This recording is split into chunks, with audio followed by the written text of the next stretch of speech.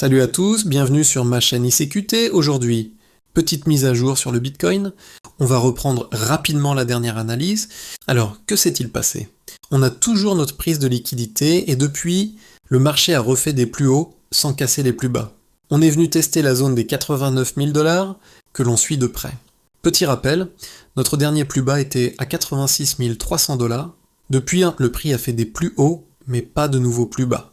On a donc un order block, OB, et un FVG valide, ce qui aurait permis une entrée intéressante.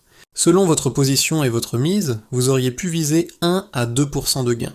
Attention, il faut surveiller qu'il n'y ait pas de cassure du plus bas.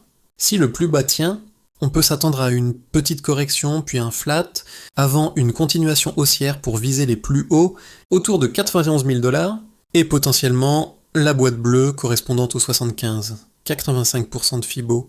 En regardant le CMU, le gap à main a été complètement comblé, donc maintenant, le marché peut soit continuer sa structure haussière, soit revenir vers des plus bas. Pour l'instant, pas de cassure. Tout est sous contrôle. Sur l'USDT, pas de gros changements, mais cela confirme notre engagement sur le Bitcoin. La liquidité a été testée et repoussée vers des plus bas, mais tant qu'on ne casse pas le dernier plus bas, plusieurs scénarios sont possibles. On ne casse pas le plus bas et on fait un nouveau plus haut, le Bitcoin pourrait corréler dans le sens inverse. On casse le plus bas, on retravaille et on cherche de nouveaux plus bas, probablement dans la zone Fibo 75%. Encore une fois, on attend un point d'entrée clair.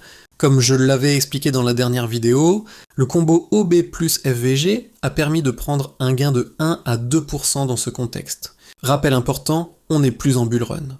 Même si le marché fait des corrections haussières et dépasse temporairement 90 000 à 100 000 $, la structure reste baissière. On est dans une phase corrective, donc prudence. Enfin, il est possible que le marché fasse un dernier test de bas, vers 84 000 ou 83 000, avant de repartir à la hausse. Donc surveillez bien ces zones et ne vous précipitez pas. Merci à tous pour votre attention. N'oubliez pas de vous abonner pour plus d'analyse et pour me montrer que le contenu vous plaît. À très bientôt pour la prochaine mise à jour.